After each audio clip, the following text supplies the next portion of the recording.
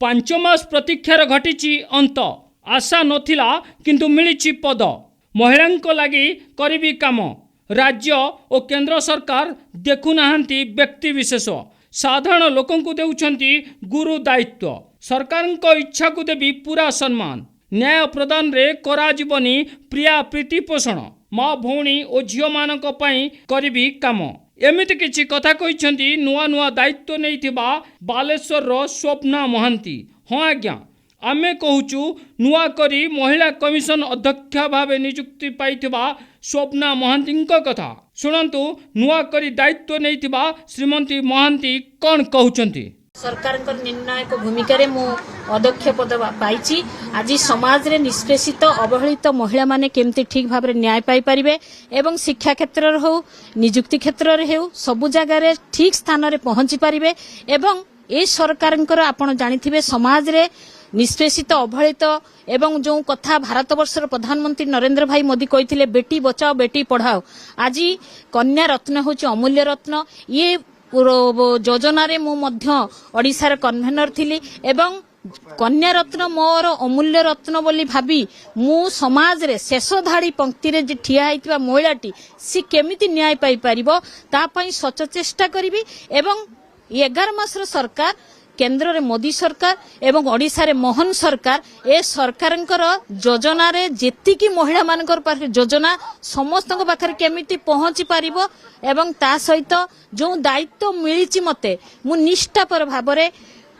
प्रथमे तो मु धन्यवाद देबी मोहन माझी सरकार को एवं केंद्र रो मोदी सरकार को संगठन रो मानस महांती महोदय को एवं ओडिसा रो राज्य सभापति जे की तृणमूल स्तर रो प्रत्येक कार्यकर्ता को जो प्रकार सेवा प्रदान करती तांको पाखरु मु शिखिछि आज मध्य तांकर दायित्व देइथिबा पद को मु निश्चय ठीक भाव रे तुले पई चेष्टा करिवि एवं मु विशेष करी जेते दिन पर्यंत मोर जीवन अछि शेष समय पर्यंत आज अध्यक्ष पद नुहे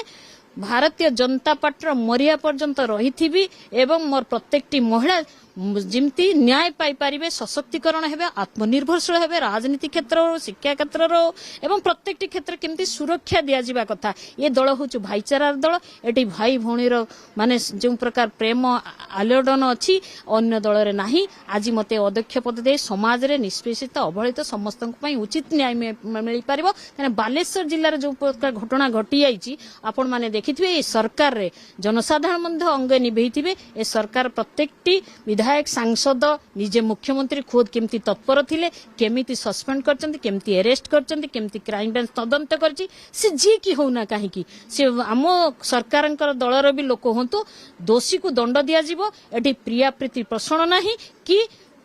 माने काहाकू मुकाबिला करिया पई माने छड़ा जीव नाही एवं दोषी ठीक भाव रे दंड पाइबो पूरा ये तथ्य ओडिसा रे बढ़ी ना आमे विगत दिन रे बढ़ी थिला आज जो माने बढ़िबा कथा कहउचंती विरोध दल कथा कहउचंती समस्ते जस्टिस पाइबे समस्ते केमती न्याय पाई परिबे सेति पई मु सब बेले तत्पर रहिबे मो सरकार मध्ये तत्पर अछंती महिला भौणी मानकू समस्त को वार्ता देउची जे सरकारंकर महिला माने केबे भी असहाय हेबे नाही मोदी सरकारंकर प्रत्येकटी महिला मानक पई योजना आछि बेटी बचाओ बेटी पढ़ाओ सुकन्या समृद्धि योजना प्रधानमंत्री आवास योजना रे महिला मानक स्थान दियाइछि प्रत्येकटी योजना जिते महिला मानकर योजना अछि आपण उज्ज्वला योजना कथा हो जो योजना कथा करा जाइछि आज सुभद्रा योजना रे मो माँ भौणी माने सशक्तिकरण होचंती स्वावलंबीशील होचंती जो मोदी जी कहिथिले महिला माने जेमती आज प्रत्येक घरे घरे महिला माने स्वावलंबीशील होइचंती आत्मनिर्भरशील होइचंती ये सरकारंकर योजना रे समस्त केमती लखपति दीदी होइचंती आर व्यवस्था से कथा हेछि आज तुरंत मो बालेश्वर माटीर जो कथा को नेई के ऑपरेशन सिंदूर हेछि ये घटना तो सब महिला माने जानिथिबा दरकार जे ए सरकारंकर केमती मोदी जी जो महिला जे महिला आज मद अध्यक्ष पद रे जितैचंती सेही भली केते 3-4 जन महिला मध्य ऑपरेशन सिंदूर आतंकवाद माने मानको निभेई दैतिले ए महिला पाखरे से शक्ति अछि महिला सशक्ति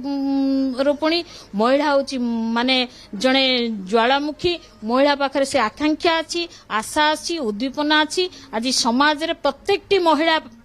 पछरे मोर दंडायमान सुनिले तो दर्शक बंधु प्राक्तन महिला अध्यक्षा मंदाकिनी करंक परे दीर्घ 5 मास धरी एही पद फांका पड़िथिला मोहन सरकार रे ब्रह्मपुर ବାଲେଶ୍ୱର ଓ ବଳଙ୍ଗାରେ ଘଟିଥିଲା ବଡ଼ ଅଘଟଣ। ଆଉ ଏହି ଘଟଣା ପରେ ରାଜ୍ୟ ସରକାର ମହିଳା କମିଶନ ଅଧ୍ୟକ୍ଷା ପଦ ପୂରଣ କରିଛନ୍ତି। ରାଜ୍ୟ ମହିଳା ଓ ଶିଶୁ କଲ୍ୟାଣ ବିଭାଗ ପକ୍ଷରୁ ଶ୍ରୀମତୀ ମହାନ୍ତିଙ୍କୁ ମିଳିଛି ଏହି ନିଯୁକ୍ତି। ସେହିପରି ଶିଶୁ ଅଧିକାର ସୁରକ୍ଷା ଆୟୋଗରେ ବବିତା ପାତ୍ରଙ୍କୁ ମଧ୍ୟ ଦିଆଯାଇଛି ବଡ଼ ନିଯୁକ୍ତି। ଦୁଇଟି ବିଭାଗରେ ଦୁଇ ଜଣ ମହିଳାଙ୍କୁ କରାଯାଇଛି ଅବସ୍ଥାପିତ। ଦେଖିବାକୁ ବାକି ରହିଛି ଶୋଭନା ଓ ବବିତା କିଭଳି ନାରୀ ନିର୍ଯାତନା ରୋକିବା ଦିଗରେ କାମ କରୁଛନ୍ତି ଏବଂ ମହିଳାଙ୍କୁ କିଭଳି ଦେଉଛନ୍ତି ନ୍ୟାୟ। Bureau report, NTV।